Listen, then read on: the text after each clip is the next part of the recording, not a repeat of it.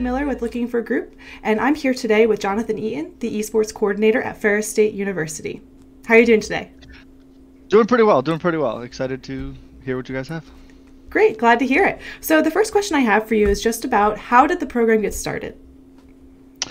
We started as just a League of Legends club. I think it was 3 or 4 years ago now, with about 20 members. 2 years ago, I wasn't that into League of Legends. I'd heard them on campus. I joined. I was like, hey, I just want to be a part of anything esports related on campus. We transitioned from League of Legends into full esports about 2 years ago, and have since grown to around 350 students involved on campus. And Wow. now we're getting a physical space on campus with an arena, and in the new building, we're getting another arena as well. We're getting scholarships, hopefully full rides offered soon as well too. So. Very cool. So it sounds like you guys are still in the development stage, but you have so much interest. Correct. Awesome. So tell me a little bit about how those 350 students are divided. Do you have competitive players and casual players kind of identified as individual communities? Can you tell me a little bit more about that? Yeah, so for the most part, we all hang out in our main Discord server, that's where the 350 number comes from. About 75 of those or so are actual competitive members who compete against other universities, whether it's like the TESPA varsity program or other collegiate leagues. And the rest of them are people who just want to hang out, play Smash together, or we have like Among Us night in our Discord. Mostly just people who want to meet new people on campus. I mean, I met my roommate through it. We just encourage people getting out there and meeting new people as well. Very cool. So you said you met your roommate through it. Are you a graduate or do you currently attend Ferris State? I'm a graduate and now I work there. So I started the program as a student, and then I graduated and they opened up an esports coordinator position, which I applied for and ended up getting. Could you speak a bit about some of the stages you had to go through, or the steps to build a program as a student? What were some of the challenges and stuff you faced? So we're actually super unique in quite a few ways. We started off as a registered student organization, and that's the casual side. We still have that registered student organization. That's where our elected officials, like the student members, kind of run the club that way. That's one half of it. That's the casual player side. The other half is a club sport, which is actually through our club sports program. That's where we get a portion of our funding as well. And then that's the same members run that, but they're technically two separate organizations. We're the only organization on campus that does both. And now we're actually getting like varsity level status. We're getting all kinds of other stuff. And our players are making money through the tournaments like traditional esports do. And that's really kind of throwing off athletics, because athletics was thinking of taking us in. But I was like, hey, our players are going to make money. They're always going to make money. No one's going to come here if you say they can't make money. And so they've kind of been like, okay, cool. And we've been housed under extended and international operations under the e-learning department. So we're kind of tucked in a weird corner, but it's working for us, and we're continuing to grow there, so we really appreciate it. That's good. That sounds like a unique position. I hear like it's either student life or athletics is where the program is housed, and it sounds like you guys found a space that works for you at this time. So one question that I did think of that is on the list, but it kind of veers off. When it comes to competition, if you don't have a facility at the moment, how are your students competing? How have you been able to keep them engaged in that capacity? Or do you have a facility and you just don't have the arena yet? Could you fill me in there? We have a production studio, and that's kind of the biggest thing that we push. We like to champion ourselves as the #1 production in Michigan.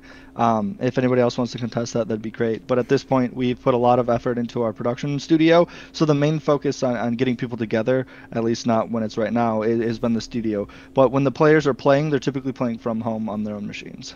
Okay, very cool. And have you run into any issues of accessibility there, or do most students who want to compete, know they want to compete, have the machine and are ready to go? Most of the students who want to compete, or at least could compete, because we do have A, B, and C teams for most of our games, and so most of the all of the A-level students have their own machines. You know, they've been practicing this game in their own free time. But some of the other students don't quite have the stuff, and we're working on a solution for them. That's what the on-campus stuff is going to be for, is a place for people to come and kind of play.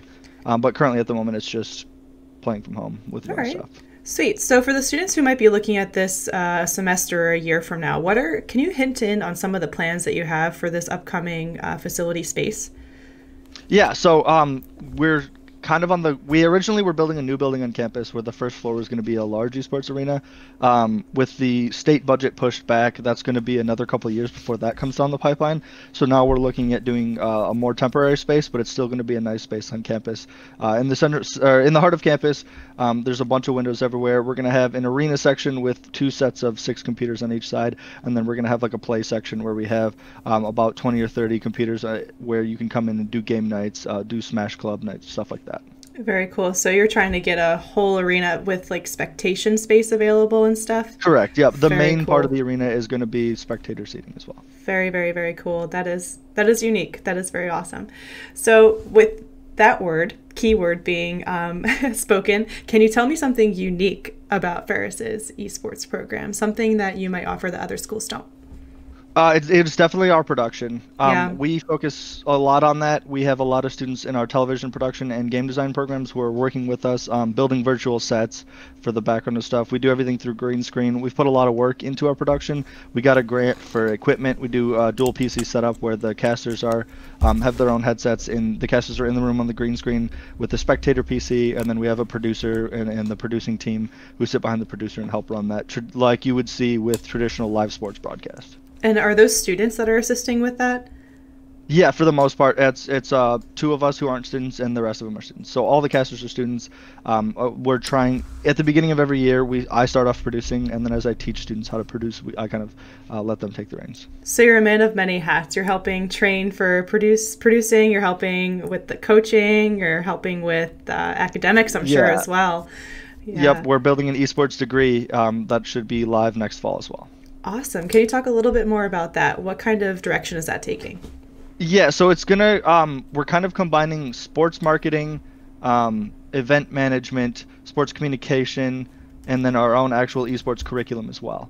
We're building in esports classes, and then we're going to bundle it as an esports degree. It's going to be focused on not necessarily becoming a pro, because you wouldn't have a degree in becoming an NFL athlete, right, but you would have a degree in the behind the scenes stuff, yeah, and like, that's kind of what we're here for. Is like sports management, but a little bit different. Yeah.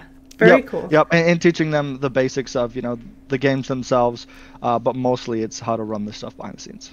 Yeah, I guess you do have to have a general knowledge of the games that exist and what's kind of meta, if you will, at the moment. Right. And, so I think that's a good piece to incorporate. Very well rounded, it sounds. And then the last question I have for you is just, for anybody who might be interested in playing at the varsity competitive level in the future there, can you talk a little bit about things you might want those applicants to know, walking into the program generally, or as an esports athlete in general, or something specific about your program that you'd want them to know? For the main part, our biggest thing is being inclusive and getting everyone who joins to feel safe on campus. A big part of what we do, we have a lot of disenfranchised students who, the typical students who just like, oh, I just want to stay in my room and play video games. Right. We give them a community to come together. And some of our students are kind of lacking those social skills, but we want to encourage a safe place.